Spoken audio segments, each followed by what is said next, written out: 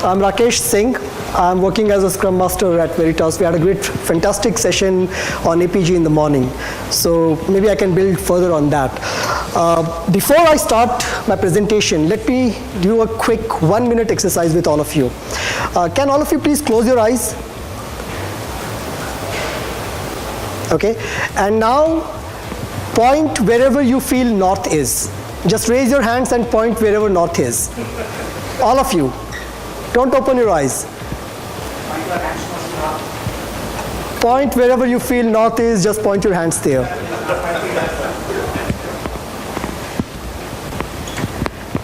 Okay, now open your eyes.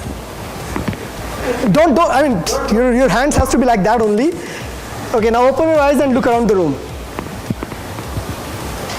A simple exercise, right? What you can see that even with a simple exercise, all of us are pointing in different directions.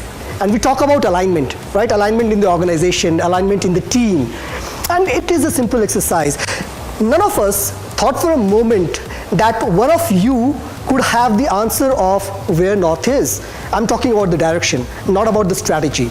Or someone could have just asked me, Rakesh, where is north?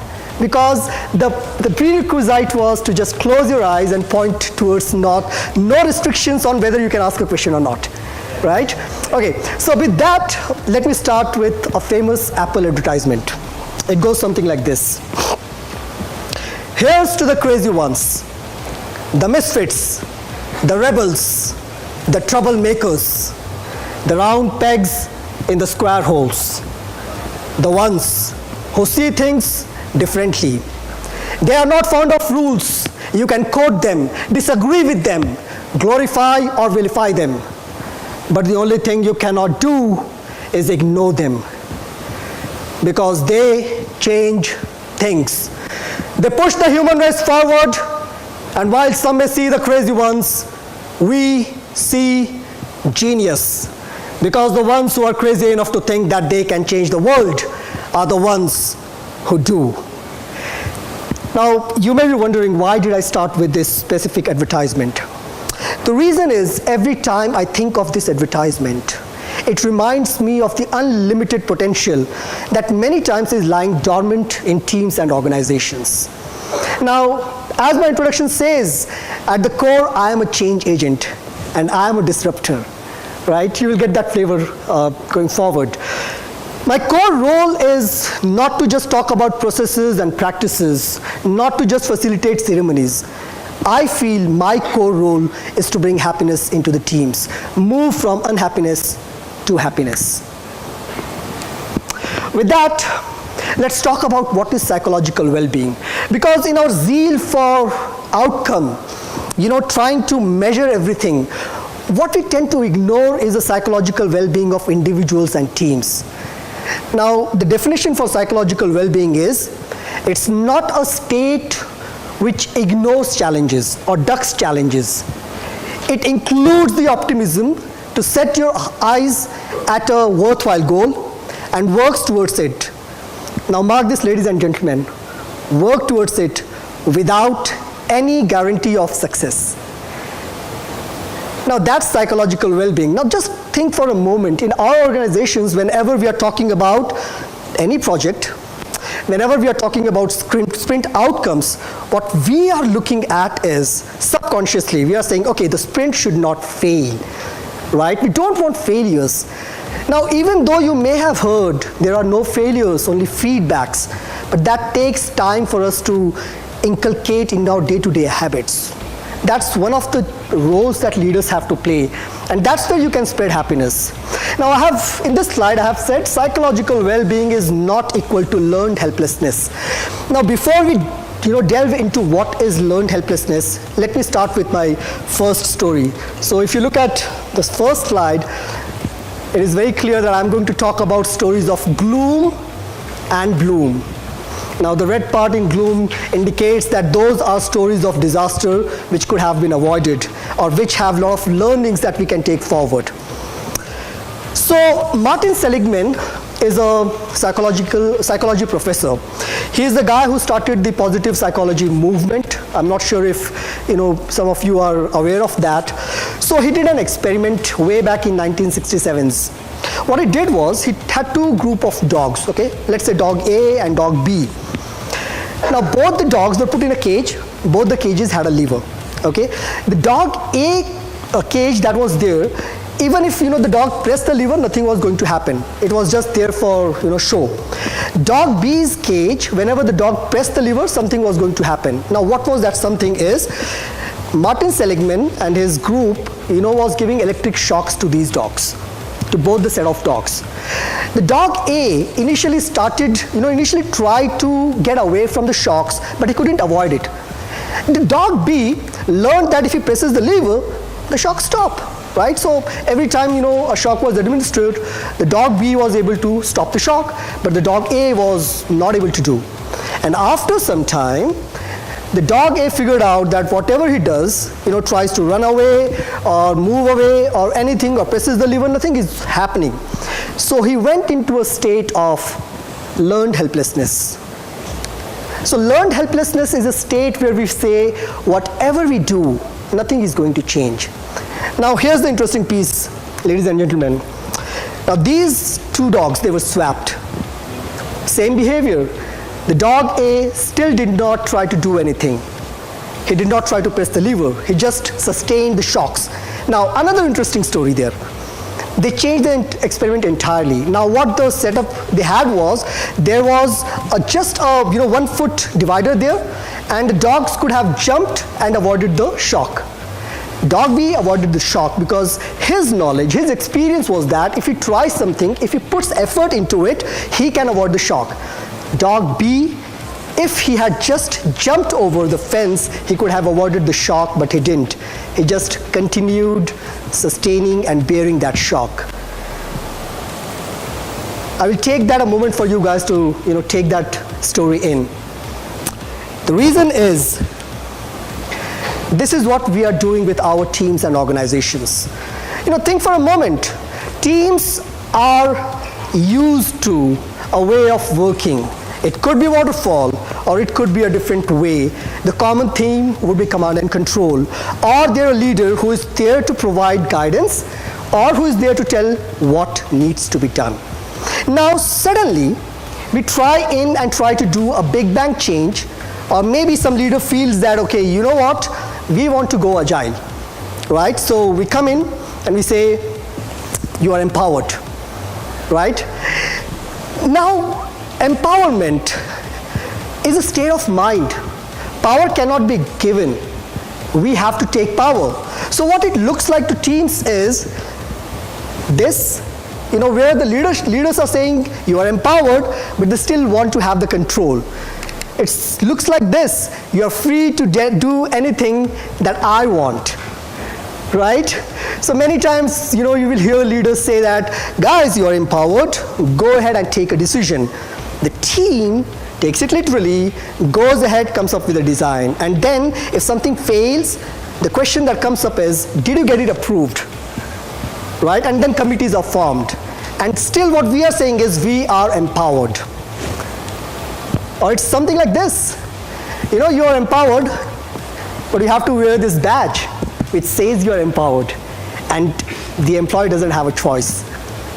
So that's the state of empowerment that we are talking about in today's world. So whenever any leader comes and says you are empowered, there is a 3-step reaction process that happens. One is,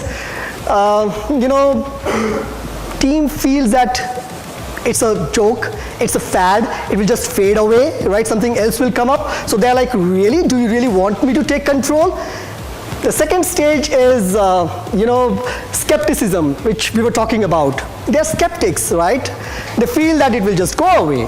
And the third one is support. Now, support happens when leaders show the behavior that instills the belief that they really mean that you are empowered.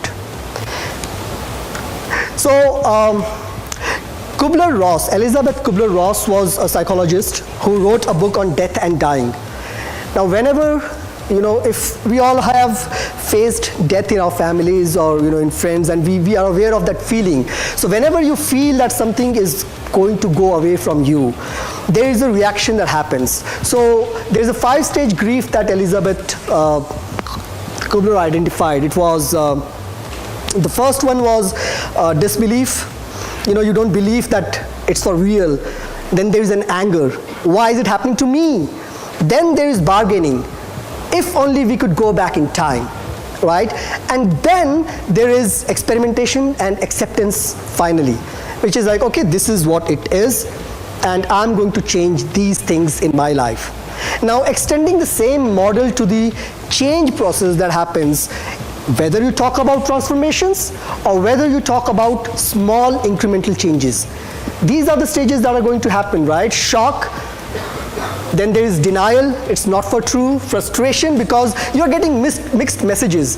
One leader may be saying that, okay, you are empowered or try these new things, we are free to experiment, right? Trying to create the safety net, trying to create a culture where it's safe to fail, while some other leader may be coming up with a different mindset. That mindset would be command and control, or that mindset would be, I can't accept failure, right? So there's frustration, and there's depression then. Finally, what happens is teams, for instance, in Veritas example, APG was formed, right? That's how groups get formed, or that's how structures change. There is an underlying frustration, we want to change that, and you experiment. Now, whenever you experiment, you are taking chances. You're not sure whether that experiment will work or whether it will fail. That's why we call it an experiment. Unfortunately, sometimes, even while we are calling things as an experiment, we want success for sure. So this is the quote that I was talking about. Power cannot be given. Power can be taken. So empowerment in real sense, making sure that you step up and take that power which is for you to grab. Okay, with that, now let me move to the second story of this presentation. Now there are a lot of stories. I will see how much I can cover in these 30 minutes. Okay, so this experiment was the super chicken experiment. And the question that I want all of you to go back with is your workplace a super chicken experiment? So William Muir is an evolutionary biologist. What he did was he was trying to figure out team behavior and productivity. And he figured out that chicken hens could be good subject for that experiment. So what he did was he got 2 groups of chickens, 6 each in both the groups. In one group, the chickens were average hens producing eggs that were not, it was not like the most egg producing capability. And the second group was made of hens that were the most productive hens, like producing the most number of eggs in their group. So this is akin to what we have in organizations. One group could be made of cross-functional teams where not everyone is a superstar. The collective IQ is high, but not everyone is a superstar. There is collaboration. And the other group is made of rock stars, where people have egos. You make a team based on the feeling that, okay, if we create these great guys together, they are going to have a great collaboration, and things that we could have done in 12 months, we can do in 3 months. What happens is, you all know. So what he found was, he let these groups breed for 6 generations. Okay, not 1 generation, not 2. He wanted it to be more data-based. So he let that group breed for 6 generations. Now, at the end of the experiment, what he noticed was, this is the first group. So the first group where you had the average hens, they were still plump and healthy. Their egg production actually increased a little bit. This group was the super chicken group. Now, out of 6, only 3 remained alive. Because the way super chickens were producing more was by pecking other hens and trying to stop their production, which is what we call competition, right? Competition could be healthy. But when you have a group of egomaniacs, superstars, then what they try to do is what you saw in 3 Idiots movie, right? Chatur. So you try to suppress the productivity of other people. So from this finding, the results that came up was, I mean, this is what I was talking about. Are you seeing similar behaviors, similar kind of results in your organizations? Maybe you as a manager, as a leader, or as a scrum master, as a coach, have seen a team assembled where you have great individual contributors who are not able to collaborate. So why does that happen? Why, instead of collaboration, do we see more competition? The reason is a lot of defensiveness. For instance, when I'm coming to present here, right, if I'm defensive, I may come in with the thought that, okay, if this group doesn't like my presentation, it's not my fault. Maybe the group couldn't grasp the concepts that I was trying to share, right? So that's being defensive. Now, in that defensive mindset, if someone happens to ask a question to me, what will I do? I will try to defend myself.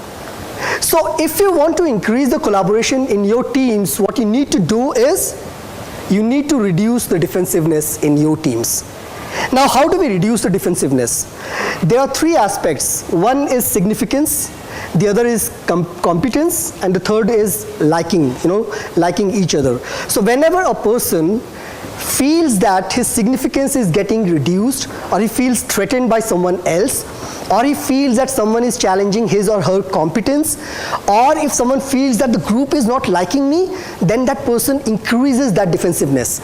So as agile coach, as scrum master, as a leader, what you need to do is to become more vulnerable yourself, so that your teams become more vulnerable. I have some more slides on vulnerability later, but the fact that I'm trying to convey is you reduce defensiveness by being vulnerable to each other.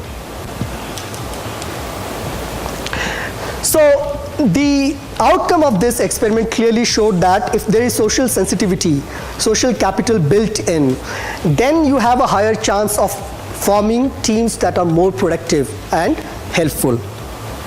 Any questions so far, guys? Okay, so to be trusting, you need to be vulnerable, right? That's what I was meaning by when you are vulnerable, the team sees that behavior in you. They see that the leader is vulnerable to you, and then they become vulnerable to each other, and that's how the collaboration increases. Was there a question? Sorry? How easy? Well, it is difficult. Very easy to speak. Yes. But The first thing that you can show that you're vulnerable is be vulnerable, right? Admit some mistakes, or be goofy sometimes. For instance, I'm sometimes goofy with my teams, but there are more stories, so probably we can take it offline, cover some more stories. They're showing me the time limit. So, that's an interesting topic, being vulnerable. There is a book by Brené Brown, Rising Strong. So she covers a lot of things on that, and there's a TED talk also on that. Yeah, by the way, we have done a lot of experiments with vulnerability within APG. Right. So, it's a really good topic of discussion if for a part. I think we can connect later. Okay, guys, I don't think I can cover through all the stories. So probably I will take this one. This is the gloom story, and then we can move to the bloom stories. So the red font clearly indicates that this is something that shows a disaster. Does anyone know what happened on this date? Okay. So on January 28, 1986, the Challenger spaceship was launched, and in 73 seconds in its ascent, it exploded. This lady was not even an astronaut. She was a teacher. For the first time in American history, in the spaceship history, a teacher who was not an astronaut was sent into space for building awareness into the public about safety of space travels and importance of it. The idea was, she will share her experiences with children, and children will aspire to become astronauts, right? So now, someone may think that this disaster was something that just happened. It was not like that. This disaster was waiting to happen from last 10 years. So Teocl was one of the contractors for NASA. They knew there was a problem with one of the O-rings, right? It couldn't work in low temperatures. They had raised it to the management. It never reached out to the upper management. And we know that transparency is, sometimes just not there. So transparency was not there. These things were ignored. Even before the launch, the simulations that were done, there were 20 simulations done. 13 of them passed, 7 had failed. Now, statistics, we all know, is an interesting topic. It doesn't reveal everything. They said, wow, we have a good success rate, let's go and launch. What they failed to notice that all these 7 failures had one thing in common. The temperatures on those days was extremely low. Just a day before launch, theoretical engineers, the engineering team recommended that they should cancel this, launch, because the temperatures on those days was more into negatives. Theoretical management made a recommendation to NASA, and NASA was like, when do you want us to launch? The O-ring already had a fail-safe mechanism. Though it was a critically one component, you could not take chances there. NASA's argument was, it has not failed so far from last 10 years, why are you getting worried now? The next day, it crashed. So why I'm sharing this story is, this is what happens in our organizations as well. Leaders come to us, the management comes to you and says, I want dates, right? The teams tell the management that whatever date you're looking for, just forget it. It's not going to happen, right? Management comes back and says, I want an acceleration program. Don't worry about resources. You will get as many resources you want. Just tell me what can be done to hit this particular date.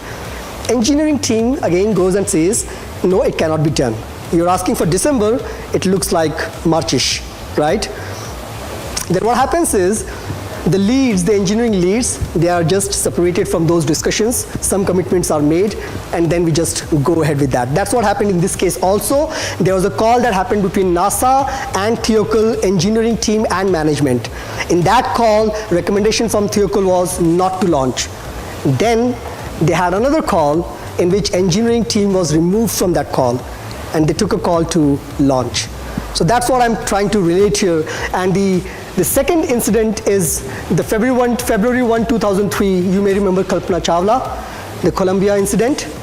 Now, astonishingly, till last 1 month, I was thinking that it was a disaster that could have never been avoided.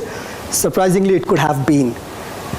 So during launch, a thermal protection foam, that just got away from it. These astronauts did not know that they will die when they re-enter the Earth's atmosphere. NASA knew about it. If only NASA had not hidden that information internally, had they communicated it widely, they could have planned a rescue operation. There was another spaceship, Atlantis, that was going to be launched just a month later. They could have gone and done a rescue operation. The likelihood of success may have been low, but it was a possibility. The mindset that these leaders and managers had was, those guys are having a good trip there. Do you want them to worry that they are going to die, which is a surety? This is the quote that one of the leaders made. Now again, relate it with our day-to-day experiences in organizations. As leaders, we many times know that what we are striving for is something that will fail. We try to communicate, and sometimes the transparency is just missing. And just like the fact that they could have been saved, we are going towards that inevitable disaster. Okay guys, 700 happy people landed safely. This statement shows that, it conveys a positive information, right? It shows that something good happened. Am I right or wrong? Right? It is related to the Titanic disaster. So there were 1,900 people, out of that 700 people, were saved. Now this is what we call the power of framing. How you frame the information could either make it more transparent or make it misleading. Many times we are trying to make it more misleading because of pressures or because of other reasons. I'm not going to go into the details of these because of time constraints, but there are some stories there as well. Anyone knows about this historic moment? Okay, so many of you may have heard about the 4-minute mile vision. So till 1956, I don't remember the exact year, it was thought that human beings cannot run 4 miles, a mile under a minute, right? 4 miles per minute. So Roger Bannister, this guy is Roger Bannister. He broke that barrier. Now the interesting part is, so it's a symbolic slide that I have. So there are psychological barriers, self-limiting beliefs that we have as individuals and teams. If only we are ready to break those beliefs, we can achieve a lot. So this guy did that. Now, this guy is another person who would have won the race had he not looked back. So this is the competition that I'm talking about. This is the behavior that I'm talking about. Instead of being concerned about how I can make my role better, I'm more concerned about finding discrepancies and problems with other people. Okay, so there's a book called The Culture Code by Daniel Coete. I was delighted to find an Indian company mentioned there. So the book talks about the Wipro experiment. I will quickly talk about it. Let me do a time check. Yeah, we have 5 more minutes. So what they did was, in Wipro, Wipro call center, there was a lot of attrition. So they were trying to stop that attrition from a long time, but were not able to. So what they did was, they tried an experiment. They divided the new hires into 2 groups.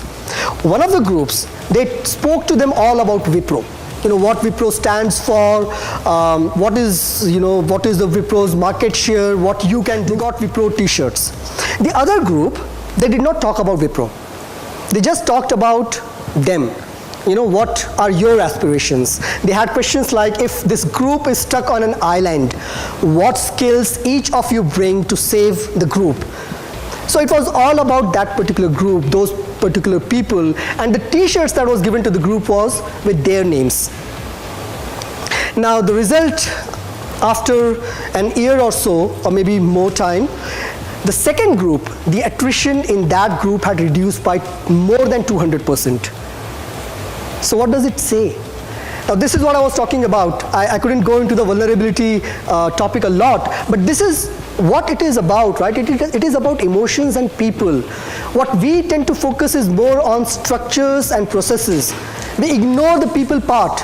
If we could focus on the people part, we could get done a lot. If we could avoid all the stress that we have in our lives, we could have a happy existence. Okay, I think this would be my second last slide. So I'm not sure if you have heard about the 5 dysfunctions in a team. So there is a famous book by Patrick Lencioni. It talks about the 5 dysfunctions, which is lack of trust. There is absence of trust, which leads to lack of conflict.